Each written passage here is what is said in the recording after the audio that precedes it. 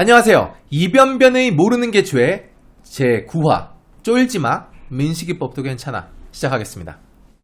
이제는 다들 아시죠? 스쿨존에서 발생한 교통사고에 대해서는 가중처벌하는 법률인 민식이법. 조심해야 되는 거는 확실해요. 근데 가짜뉴스, 쓸데없는 걱정과 오해, 그리고 여기에 편승한 돈벌이까지 너무나도 쓸데없는 정보들이 많아요. 하지만 알고 대처하면 전혀 걱정할 필요도 쫄 필요도 없습니다. 자, 그럼 시작해 보겠습니다. 지겨워도 일단 변호사니까 법 이야기부터 할게요. 민식이법은 도로교통법과 특정범죄 가중처벌에 관한 법률에서 스쿨존과 관련된 부분을 개정한 것을 말합니다. 네이버에 민식이법이라고 쳐도 그런 법률 안 나와요. 내용을 살펴보면 일단 도로교통법 같은 경우에는 스쿨존 내 과속 단속 카메라 설치 의무화, 신호등 과속 방지턱 설치 의무, 이런 것들을 규정하고 있어요. 한마디로 우리랑 아무 상관없는 내용입니다. 그럼 남은 하나가 핵심이겠죠. 특정범죄 가중처벌법, 줄여서 특가법이라고 해요.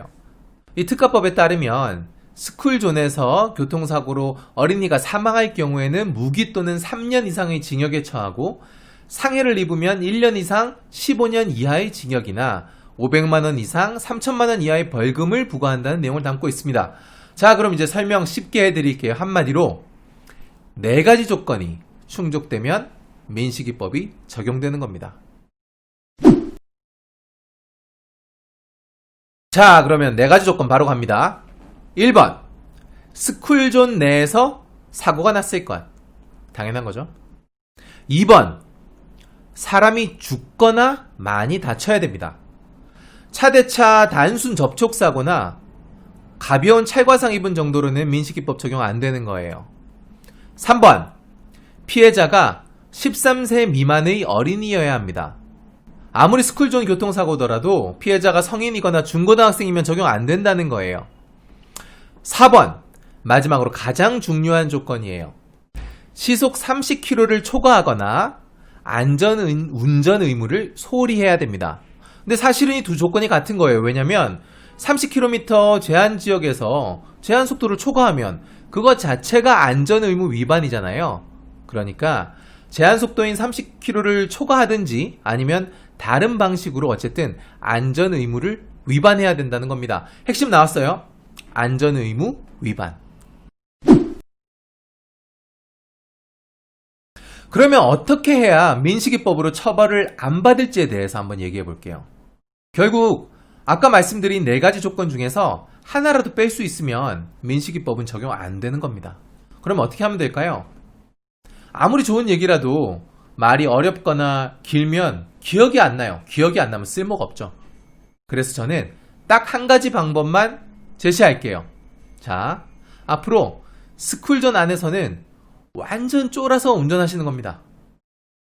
간단하죠? 별거 없어요.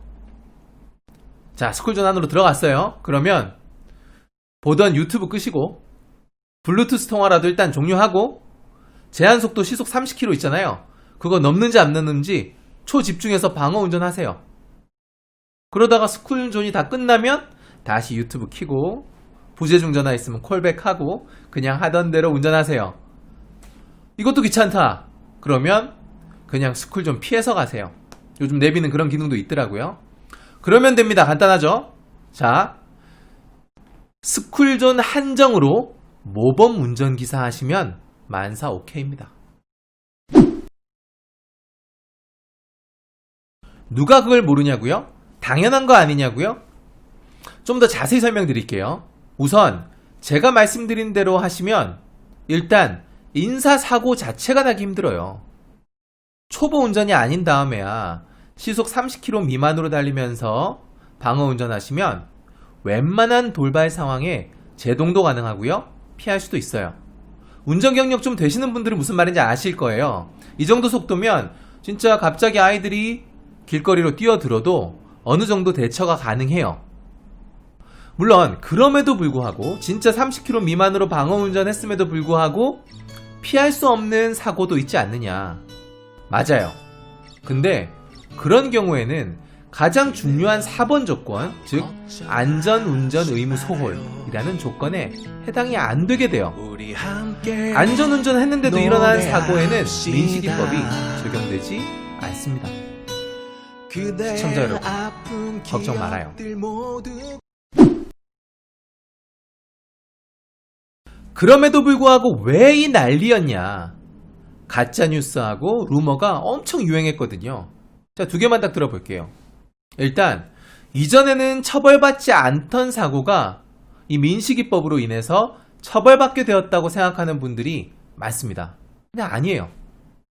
민식이법 이전에는 처벌받지 않은 사건이 민식이법 생기고 새로 처벌받는 게 아니고요. 가중처벌될 뿐입니다. 실제로 이 민식이법이 왜 생겼는지 아시죠? 민식이가 사망한 교통사고 있었죠?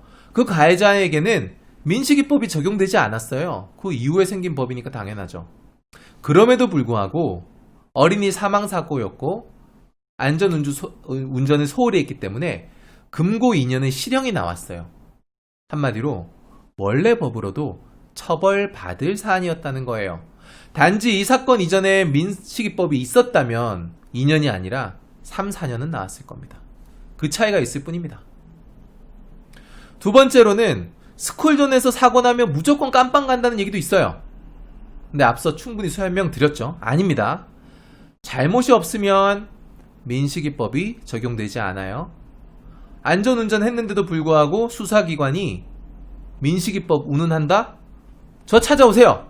제가 책임지고 무죄를 만들어 드릴 자신은 없고, 솔직히 교통사고 전문 변호사 찾아가시면 해결됩니다. 정말로요. 그리고 모르는 분들이 있으실까봐 말씀드리지만 저는 대한변협이 공인하는 성범죄, 사기, 명예훼손 등 형사 전문 변호사고요. 그리고 상가랑 주택, 임대차, 집합건물법에 대한 부동산 전문 변호사이기도 합니다. 교통사고는 교통사고 전문가에게 찾아가세요. 안전운전만 확실히 지키면 민식이법은 적용될 리가 없는데도 불구하고 왜 이 난리였냐고요? 각종 자극성 기사로 클릭 유도하는 언론사들도 있었고요. 가짜뉴스 섞어가면서 선동질하는 유튜버들도 있었고요. 심지어 교통사고 전문 변호사라고 하는 분들 중에서도 민식이법 까면서 홍보하기 바쁜 분들도 있었고요. 지금 보험사들 앞다투어서 스쿨존 전용 보험 출시한 거 아시죠? 심지어 전 그런 것도 봤어요.